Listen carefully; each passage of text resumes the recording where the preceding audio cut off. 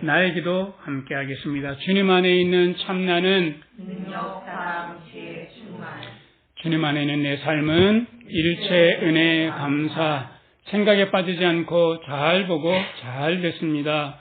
흔하겠지, 사랑에 행복하게 마음 나누기로 하나님께서 기뻐하시는 제사를 드립니다. 너 공감, 나 전달, 행함 있는 능력, 수고하는 사랑, 인내하는 지혜로 일단 해봅니다. 또 해봅니다. 우리 말씀을 같이 보겠습니다. 시편 51편 1절에서 3절까지.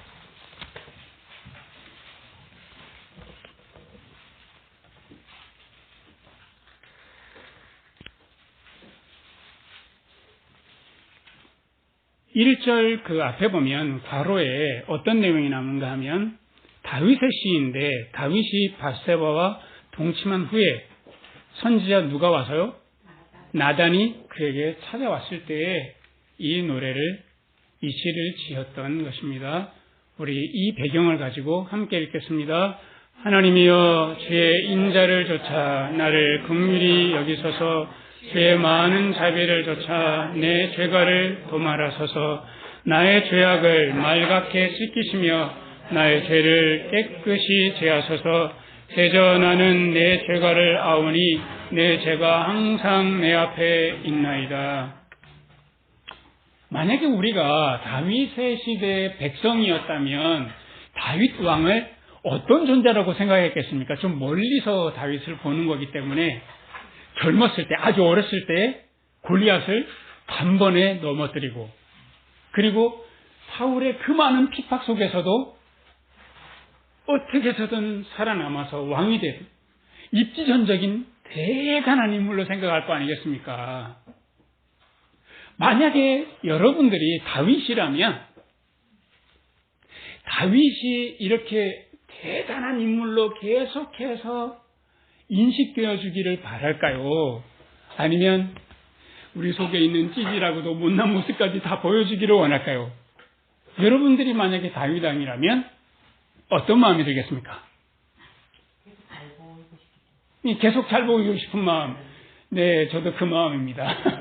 근데 다윗은 자기의 가장 못난 모습을 백성들 앞에 다 보여줄 뿐만 아니라 그거를 백성들이 예배 드릴 때마다 노래하게 했어.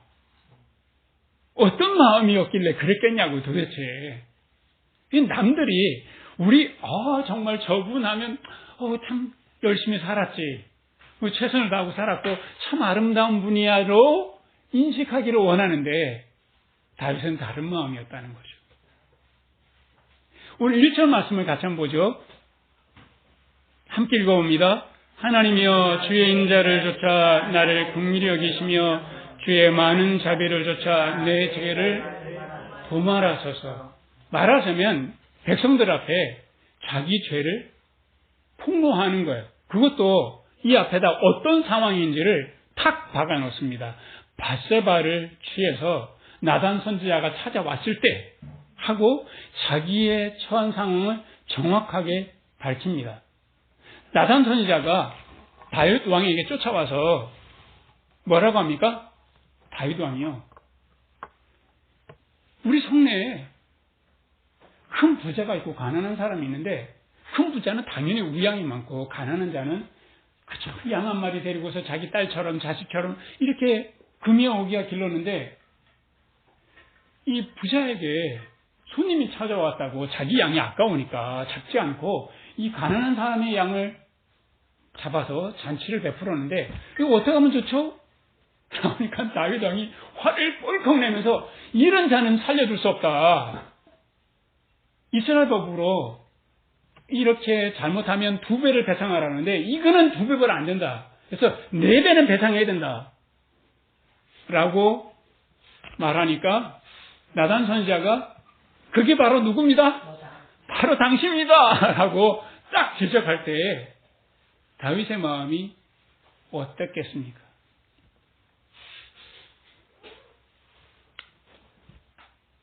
여러분이 만약에 그런 지적을 받았다면 어떻게 하시겠습니까? 나는 나의 죄악에 대해서, 나의 연약함에 대해서 어떻게 다루고 있는가가 굉장히 우리 삶을 살아가는데 중요한 역할을 합니다. 다윗이 이럴 때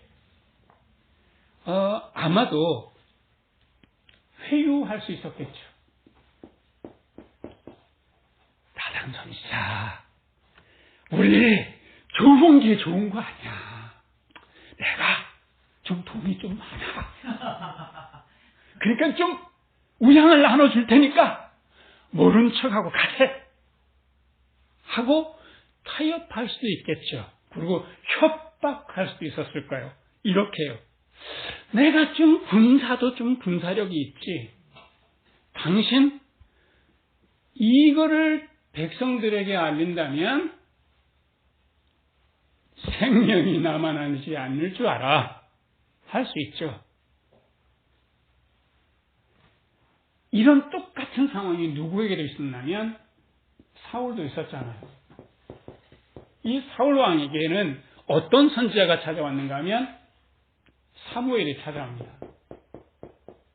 사무엘이 이 아말렉과의 전쟁은 굉장히 중요한 전쟁이기 때문에 거기에 생명을 살려두면 안 된다 하고 먼저 이 전쟁은 다만 그냥 인간사에 있는 전쟁이 아니라 이거는 영적인 전쟁이기 때문에 영적인 전쟁에 있어서는 온전히 약한 것들은 좋은 것들이라도 내가 아무것도 남겨놓으면 안 된다 하고 하나님의 말씀을 전해 받았던 사울이 전쟁을 하다 보니까 우양이 너무 좋은 거예요. 데려왔어요. 그리고 백성들 앞에 보란듯 나 좀 자랑하고 싶어서 이 적군의 왕은 딱 잡아봐서 이거 전리품으로 나 이렇게 대단한 왕입니다. 보여주고 싶었던 거예요. 사무엘에 찾아와서 이게 누굽니까? 이게 무슨 소리입니까? 하고 지적을 하니까 사울이 어떡하는 왜 그러세요?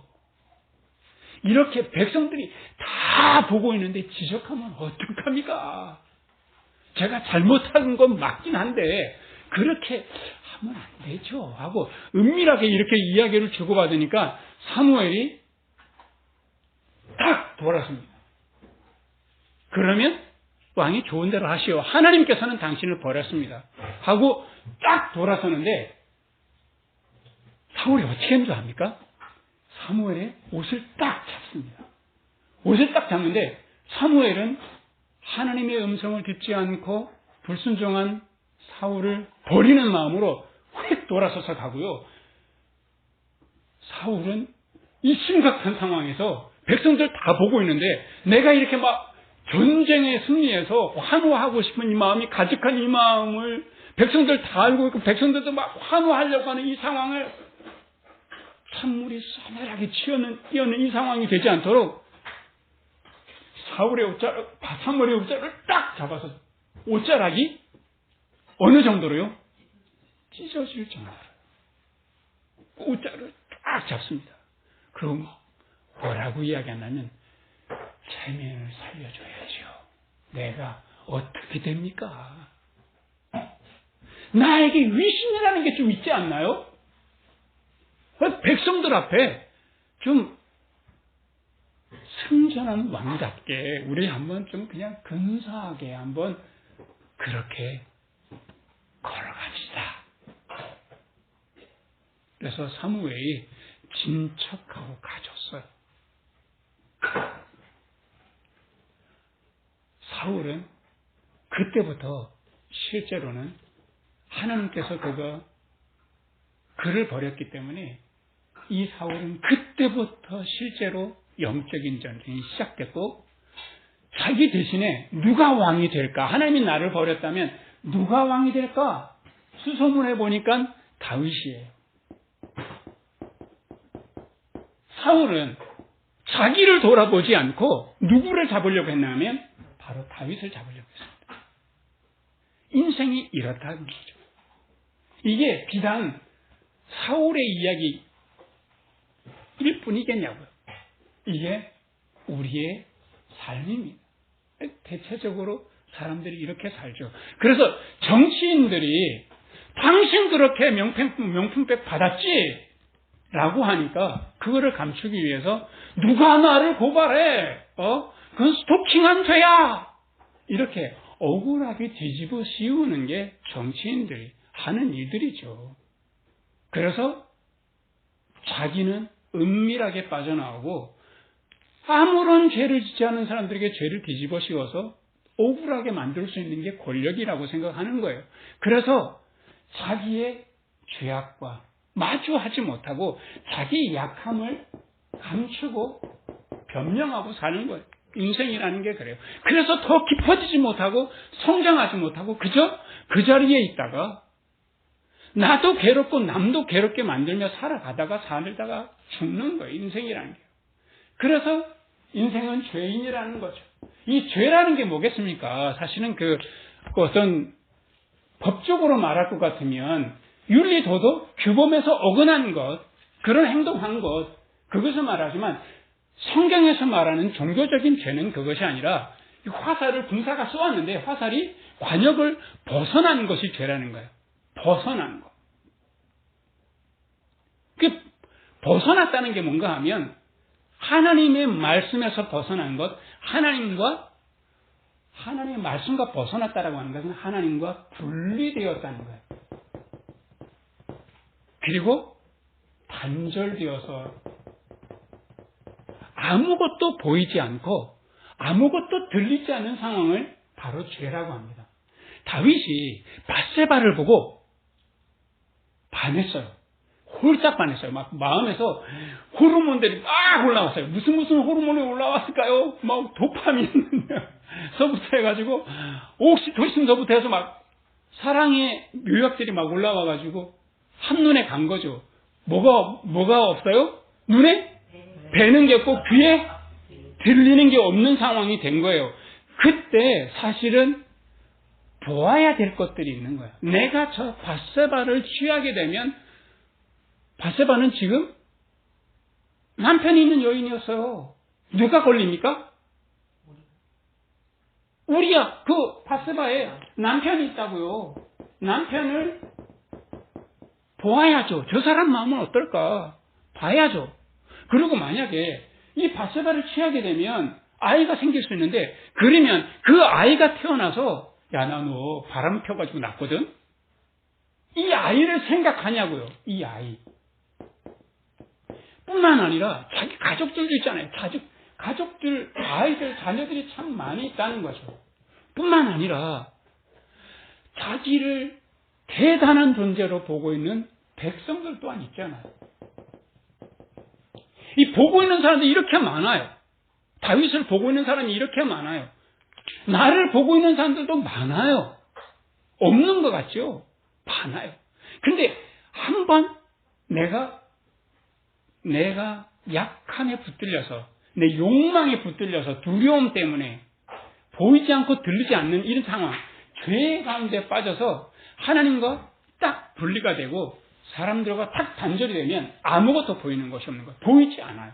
오직 하나. 내가 생각하고 내 욕망하는 것 그 하나, 내가 두려워하는 것 그거 하나만 보이는 상황이 되는 거예요. 자, 그렇게 되니까 어떤 결과가 빚어지냐고요. 죄의 삭은 뭐다? 사망이다. 그러니까 단절되었다는 것은 죽는다는 것을 의미하잖아요. 제가 요즘에 계속해서 이 봄에 견지를 많이 해야 돼요. 개두릅 따고 난 다음에 맛있어서 참 좋았어 이러고 놔두면 개두릅이 개판이 됩니다. 그래가지고 개두릅을 다 자르는데 개두릅이 한 3m 정도까지 1년에 확 커요. 근데 그걸 어디까지 자르냐? 무릎 아래까지 잘라요. 확 잘라요. 딱 자르고 나면 잘린 애들은 단절이 된 거잖아요. 뿌리로부터 단절이 됐잖아요. 한나절만 지나면 그냥 그렇게 싱싱하던 잎들이 팍 죽는 것처럼 하느님과 딱 단절되면 정말 딱 죽는 거죠. 그래서 어떤 일이 벌어지냐면 이 남편 전쟁터에 가장 치열한 곳에 보내고 아군들을 싹 뺐어요. 이거를 군대 장관하고 은밀하게 전략을 짜서 이 우리야 이 남편을 전쟁터에서 적군의 칼에 맞아 죽게 했어요. 누가 알겠습니까? 이렇게 은밀한 일을요. 이 군대 장관만 입을 딱 다물고 있으면 이 비밀은 새나가지 않을 거예요. 그래서 결국엔 이 남편 죽였죠. 바세바의 뱃속에 있는 이 아이 또한 아파서 죽죠. 그리고 자녀들은 어떻게 되냐고요. 이 다 큰 자녀들은 아버지가 한 일에 대해서 은밀한 일인데 어떻게 알겠어요. 그런데 나단 선지자가 뭐라고 심판을 선언하는가 하면 당신은 이렇게 이렇게 은밀하게 남들 모르게 철저하게 기억을 세워서 이런 살인을 저질렀지만 나는 백주 대낮에 이런 엄청난 일들이 칼이 이 집안에서 떠나지 않은 이 일들을 당신이 보게 될 것이다. 끔찍한 일들이 벌어지는 것은 자녀들이 배다른 형제들이 서로 취하고 형제를 서로 죽이고 이 형제들 이 아이들 중에서 결국엔 아버지를 죽이려고 반역하는 자리까지 가는 그야말로 피비린내가 나는 거죠. 죄의 괴가는 결국엔 죽는 거예요. 마음이 아프고 괴롭다라고 하는 거예요. 그래서 이렇게 생각해보면 돼요. 내가 마음이 아프고 내가 괴롭다 하면 이거 뭔가 잘못됐구나. 뭐가 단절되고 분리된 거 아닌가. 내가 못 본 것이 뭐지? 내가 듣지 못한 것이 뭐지? 라고 돌이켜서 생각해 봐야 돼요. 대신에 자꾸 우리들은 사울처럼 내 위신을 생각하고 내 명예를 생각하고 내 부끄러움 때문에 다 감추고 싶어 하시라는 거죠. 정말 내가 도대체 어떤 문제가 있는가. 이것에 대해서 다윗은 자기가 죄인인 것을 온전히 고백해요. 그래서 2절 3절 보셔요. 나의 죄악을 맑게 씻기시며 나의 죄를 깨끗이 제하소서. 나는 내 죄가를 압니다. 내 죄가 어떻게 내 앞에 있습니다? 항상 내 앞에 있습니다. 말하자면 내가 언제든지 넘어질 수 있는, 언제든지 죄 지을 수 있는 약한 존재입니다. 라고 하면서 5절에 어떻게까지 고백하냐면 내가 어디 중에 출생하였습니다? 내가 죄악 중에 출생하였습니다. 모친이 죄 중에서 나를 잉태하였습니다. 우리 엄마가 죄 지으면서 나를 가졌습니다. 이 의미가 아니라 내가 태생으로 나는 약한 존재고 나는 죄인입니다. 를 고백하는 거예요. 우리는 저마다 이중적이에요. 사실은. 내가 내 안에 있는 문제들을 알고 있어요. 그래 남들한테는 좋은 사람으로 참 열심히 사는 괜찮은 사람으로 비춰지고 싶은 그런 마음이 있죠. 다윗은 자기의 약함에 대해서 드러낼 줄 알았던 거죠. 그렇게 하면서 자책하는 거로 가는 것이 아니라 7절 말씀을 보시면 무엇으로 나를 정결케 해달라고 기도합니까? 우슬초. 우슬초가 우리나라에는 잘 없는 꿀풀과에 있는 꽃피는 이래서 여러분들 꿀풀과 보면 얘네들이 이렇게 하나씩 이렇게 자라서 옆에 쫑쫑쫑 보라색 꽃이 피는데 그런 꿀풀과를 쫙 모아가지고 이가 다발로 만들어서 이렇게 액체를 벽에 바르는 역할을 했대요. 그래서 우슬처럼 나를 씻기소서라고 생각하면 뭐부터 생각하시면 되냐면 이스라엘 백성들이 애굽을 떠나 나올 때 문설주에 피를 발랐는데 뭐로 발랐는가 하면 바로 이 우슬처로 피를 발랐습니다. 말하자면 주님께서 나를 불쌍히 여기시고 내가 죄인인 것을 내가 고백합니다. 나를 속죄해 주시옵소서 라고 하는 그런 의미입니다. 그래서 내가 주님께서 그 정하게 하시는 그 은혜를 받아서 눈보다 희게 될 것입니다 라고 고백을 합니다. 10절에 보시면 하나님이여 나에게 무엇을 창조해달라고 기도합니까? 나에게 정한 마음을 주십시오. 12절에 보면 무엇을 나에게 회복시켜달라고 기도합니까? 구원의 즐거움. 아마도 다윗이 밧세바를 취하고 그럴 때는 막 흥분됐는지 몰라죠. 그런데 밧세바의 남편을 죽이고 난 다음에 아이가 태어나기까지 얼마의 시간이 지났을까요? 이게 짧은 시간입니까? 얼마의 시간이 지납니까? 아이가 1년씩이나 뱃속에 있습니까?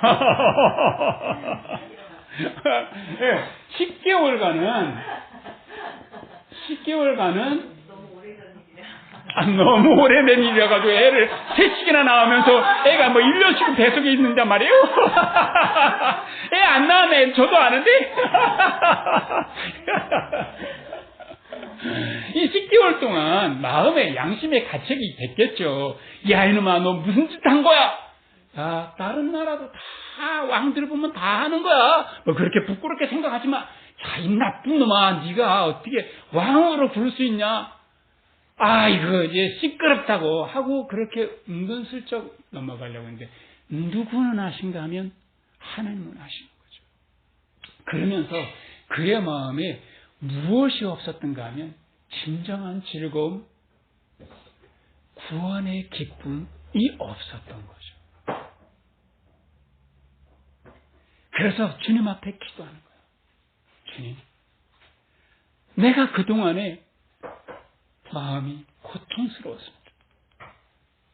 그저 내 약함이 드러날 때마다 꾹꾹 누르고 변명하고 회피하려고 했는데 주여 나를 거둬주시고 주님의 거룩한 산에서 나를 쫓아내지 마시고 내 마음속에 정결한 심령과 함께 이 기쁨을 즐거움을 다시 회복해 주시옵소서 라고 하면서 다윗이 하나님 앞에 무엇을 간구하냐면 하나님께서 구하시는 제사는 뭐라고요? 17절에 한번 보셔요. 하나님의 구하시는 제사는 무엇이다? 상한 심령이다. 라고 하는 것은 여기서는 상한 심령은 깨어진 마음을 말합니다. 이 깨어진 마음의 반대쪽에는 어떤 마음이 있는가 하면 깨뜨리는 마음이 있습니다. 깨뜨리는 마음.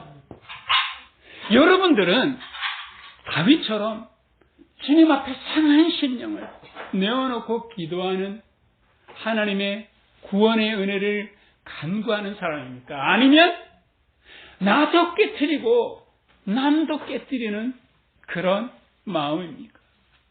남을 깨지게 하는 그런 마음이 아니라 주님 앞에서 상한 심령을 갖게 되기를 변명하거나 회피하거나 남을 원망하고 도리어 남에게 모든 책임을 떠넘기는 그런 삶이 아니라 정말 나의 약함을 인정하고 그래서 거기에서부터 성장해가고 거기에서부터 주님께 더 나아가는 우리 모두가 되기를 소원합니다. 이스라엘에 하나님께서 내가 이렇게 다윗처럼 내 마음에 이렇게 맞고 내 마음에 합한 사람이 없다고 하셨어요. 다윗이 깨끗해서가 아니잖아요. 다윗이 너무나 옳았기 때문에 그런 거 아니잖아요. 다윗이 정말 승전했을 때 하나님께서 이렇게 다윗을 마음에 들어 하지 않았어요. 이렇게 약함 앞에서 솔직하고 약함 앞에서 지적을 받았을 때 단 한마디로 말합니다. 나단 선지자요. 내가 범죄하였습니다.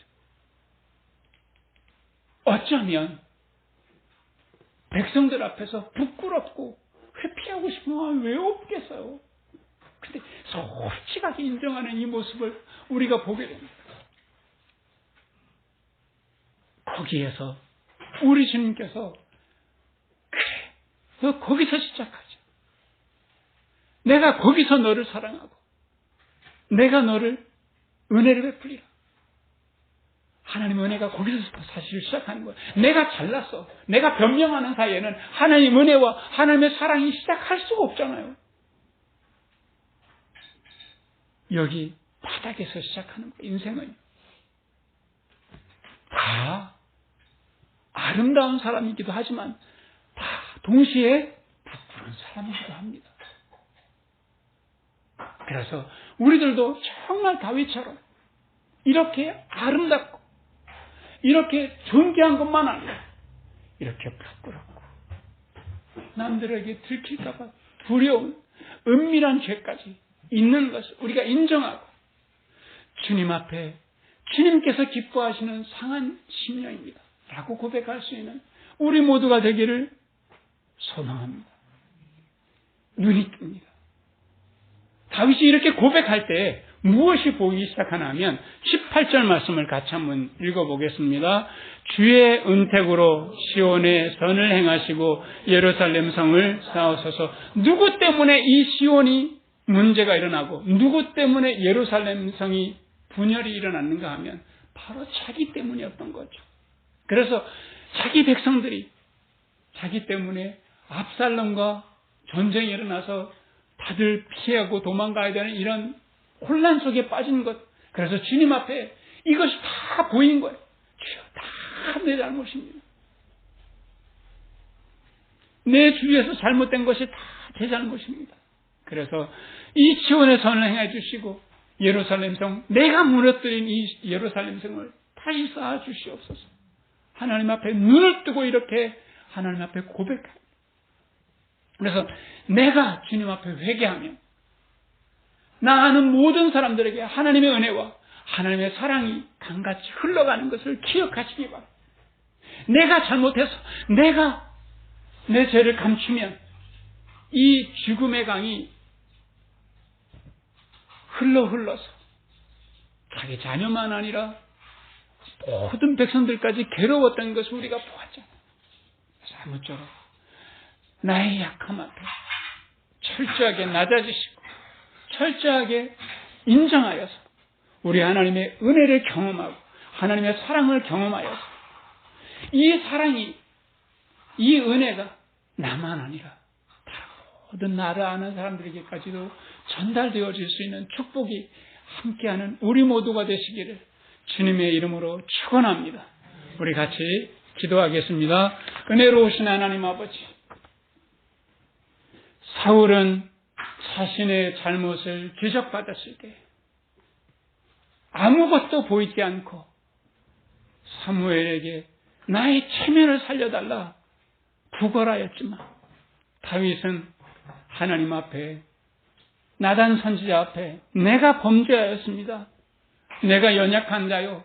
나는 하나님의 은혜가 아니면 살 수 없습니다.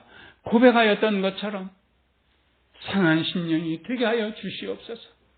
남의 마음을 깨뜨리는 사람이 아니라 남의 마음을 깨어지게 하는 사람이 아니라 도리어 하나님 앞에 깨어진 마음으로 나의 연약을 애통하며 하나님의 은혜를 드높일 수 있는 하나님의 사랑으로 살아가는 우리 모두가 될 수 있도록 주여 축복하여 주시옵소서. 예수 그리스도의 이름으로 기도합니다. 아멘. 우리 찬송가 339장 같이 찬송하고 신비한 금 하나님께 드리도록 하겠습니다.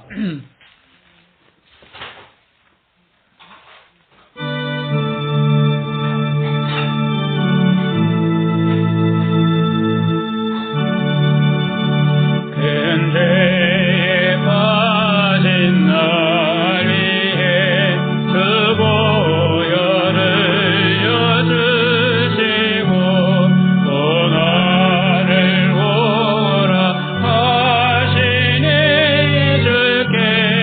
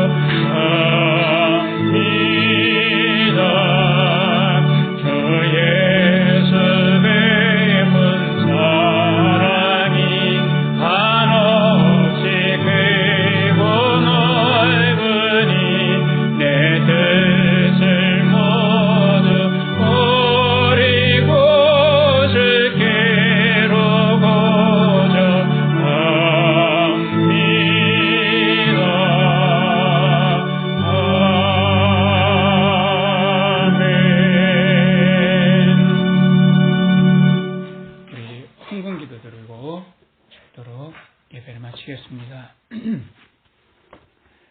주님, 우리들은 내가 깨어진 존재인 줄도 모르고 이웃의 마음을 깨지게 하고 하나님의 마음을 아프게 하며 살아왔음을 주님 앞에 고백합니다. 이런 죄인인 우리가 무엇이길래 그 귀한 보혈로 우리를 구원하시고 우리를 낫게 하셨는지요. 이 은혜와 사랑 그 무엇으로 다 갚을 수 없음을 주님께 고백합니다. 그리하여서 다만 감사한 마음으로 기쁜 마음으로 주님께 적은 예물을 드립니다. 우리 주님, 주님께서 주신 구원의 은혜 비할 것 없지만 기쁘게 받아주시고 이 예물이 구원의 복된 소식이 널리 전해지는데 귀하게 사용되게 해주시고 교회가 든든히 서는데 아름답게 사용되도록 주님 축복하여 주시옵소서. 이제는 우리를 위해 유월절 양이 되어서 죽으시고 부활하신 예수 그리스도의 은혜와 창세전부터 우리의 연약을 아시고 구원 베푸시기를 기뻐하시는 하나님의 사랑과 하나님의 백성이 상한 심령으로 삶의 참 제사를 드릴 수 있도록 도우시는 성령님의 교제하심이 우리 교우들과 함께 계시기를 간절히 축원하옵나이다. 아멘. 감사합니다.